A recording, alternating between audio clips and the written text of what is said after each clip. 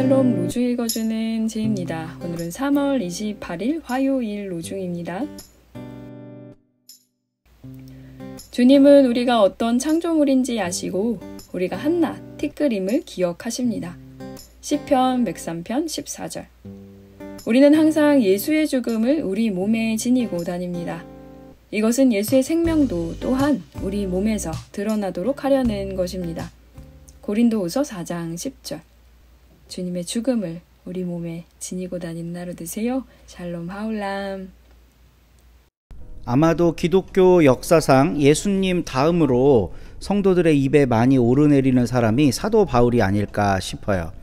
근데 최근에는 바울에 대한 오해가 참 많았습니다. 일단 바울은 예수님을 직접 만나고 보고 배운 제자가 아니었어요.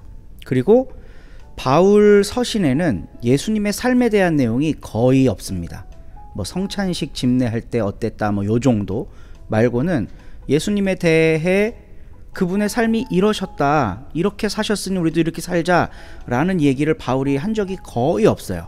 그래서 많은 사람들이 바울과 예수님의 단절성을 이야기를 했습니다. 사실상 우리의 기독교는 바울의 기독교지 예수님이 원래 추구하고자 했던 그 운동하고는 거리가 멀다, 이런 이야기들이 신학계 안에 그리고 교회 안팎에서 많이 있었어요. 어느 정도는 일리가 있는 말입니다. 왜냐하면 실제 역사적 바울과 예수가 어떠했는지의 문제가 아니라 지금 교회에 어떤 문제가 있기 때문에 그래요. 바울이 로마서나 갈라디아서를 통해 강조한 이신칭의라고 하는 교리, 이 교리가 예수님 그 자체보다 어쩌면 더 커져버려 있는 이런 현실 속에서 우리가 바울을 정말 잘못 인용하고 잘못 배웠다라고 하는 우리 내부의 자성적 목소리가 필요합니다. 그리고 외부에서 너네 그게 바울 종교지 예수 종교냐 라고 지적하는 것도 일견 일리가 있어요. 근데 오늘 말씀을 보면요, 바울하고 예수하고 참 많이 닮았다라는 생각이 듭니다. 바울이 전 세계 교회를 다니면서 전도하고 성도들을 양육했을 거 아니에요. 이때 어떤 모습으로 했을까? 로만 칼라 딱 입고 깨끗한 양복에 아주 근사한 모습으로 그들 앞에 나타났을까? 오늘 우리가 함께 읽은 가르침의 본문을 독일 성서공회에서 해설한 내용이 있는데 거기에 이런 내용이 있습니다. 사도 바울의 초라한 행색, 박해와 비난 가운데서 당하는 그의 고난은 하나님의 능력과 영광이 그의 선포 속에 현재한다는 사실의 모순이 아니다. 이렇게 글을 어렵게 쓰는지 몰라요. 그냥 바울은 아주 남루하게 다녔다는 거예요. 근데 그게 바로 바울 안에 예수가 있음을 증거하는 초대교회에서 굉장히 강력한 바울의 삶의 메시지였다는 겁니다.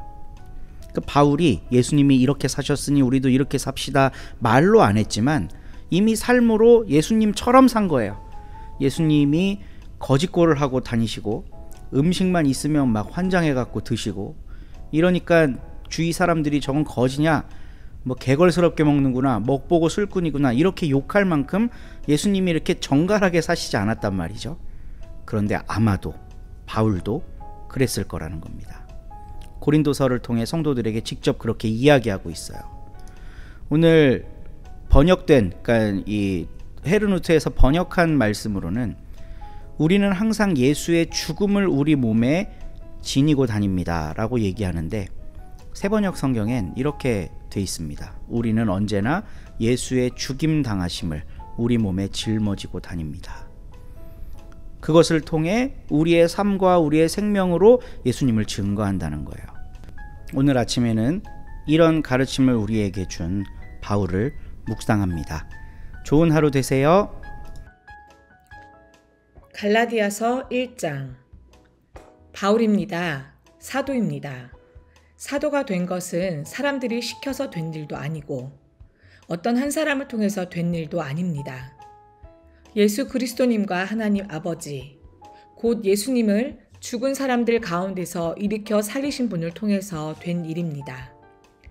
나 바울과 또 나와 함께 있는 모든 형제 자매들이 갈라티아 지역에 있는 여러 교회에 이 편지를 보냅니다.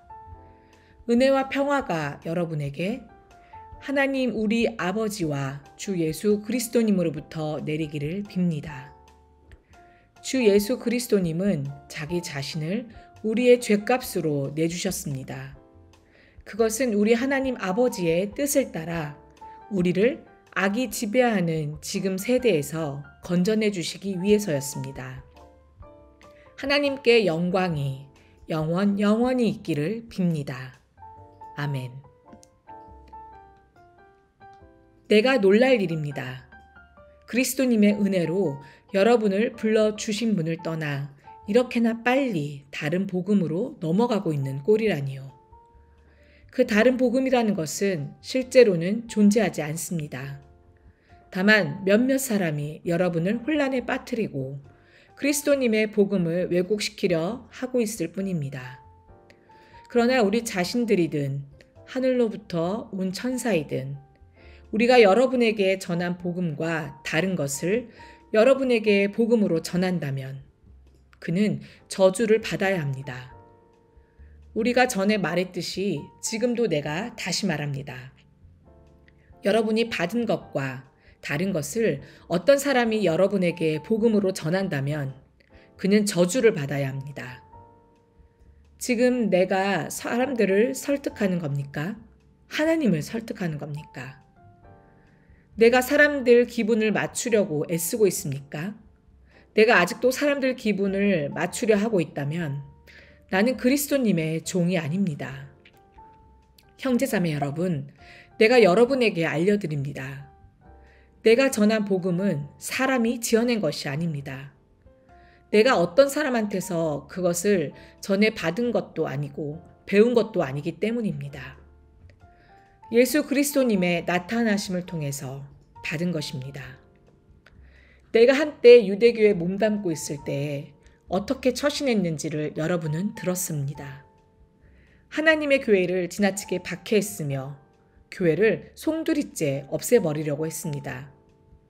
나는 유대교를 따르는 생활에서 나의 동족 가운데 많은 또래들을 뛰어넘어 앞서가고 있었습니다.